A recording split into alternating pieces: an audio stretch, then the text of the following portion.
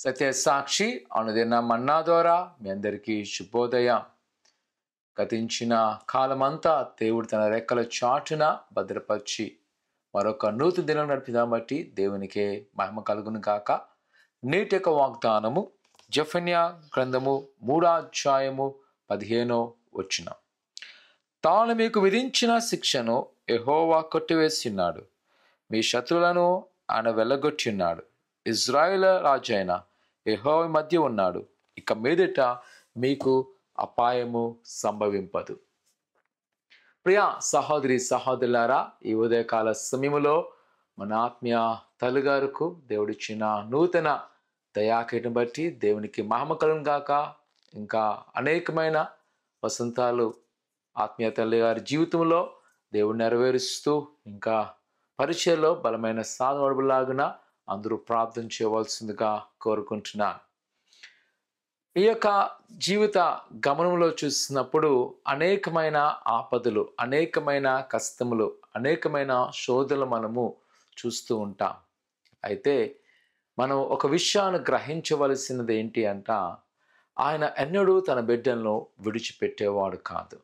జెఫన్యా గ్రంథము ఇంకా చివరిగా ప్రవక్తలు రాస్తున్న పుస్తకాల్లో చూస్తున్నప్పుడు ఆనాటి ప్రజలు అనుకోవచ్చు, ఇంకా మా పని అయిపోయింది, ఇదిగో మేము అష్షూరు బానిసత్వానికి వెళ్ళిపోయి ఉన్నాం, బబులోను బానిసత్వానికి వెళ్ళిపోతున్నాం, ఇంకా మా జీవితంలో ఏ నిరీక్షణ లేదని.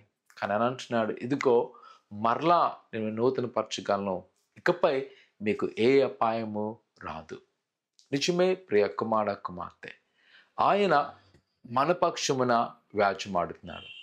ఆయన మన పక్షమున తన యొక్క చిత్తాన్ని నెరవేరుస్తున్నాడు. నీ జీవితంలో ఒకవేళ నువ్వు అనుకుంటున్నావేమో, నీ శత్రువుల మీద దాడి చేస్తున్నారు, ఇంకా నా పని అయిపోయిందని.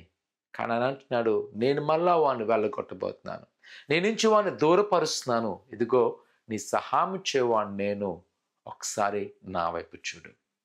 ఈరోజు నా ప్రియ కుమార కుమార్తె, దేవుడు అంత మహత్యమైన కార్యం మన పక్షమున చేయాలి అంటే మనకున్న ఒకే ఒక ఉద్దేశమే ఉండాలి, ఆయన పక్షమున మనం నిలబడాలి. ఎవరైతే ఆయన పక్షమున ఉంటారో వారి పక్షున ప్రభు గొప్ప కార్యం చేయను. ప్రార్థన చేసుకుందాం. పరిశుద్ధుడా దేవానికి వందనాలు, ఇదిగో మా జీవితాల్లో నువ్వు చేస్తున్న ప్రతి మేలుని బట్టి వందనాలు. ఆత్మీయ తల్లిగారికి ఇచ్చిన నూతన దయాకిరీటి బట్టి వందనాలు. మంచి ఆరోగ్యాన్ని బలాన్ని దయచేయండి ప్రభా, నీ కృపను చూపించండి. అటు విధంగా నీగో నీ ప్రజలు ఈ దినాన ఇగో నీ అందు ఆసక్తి ఉండుగా ఇంకా వారి యొక్క శత్రువును వెళ్ళగొట్టండి.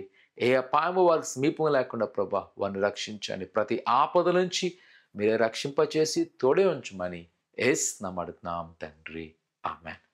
ఆయన యందు నమ్మకంగా ఉండండి. ప్రభు తప్పనిసరిగా మీ పట్ల గొప్ప కార్యం చేయను గాక. ఆమేన్.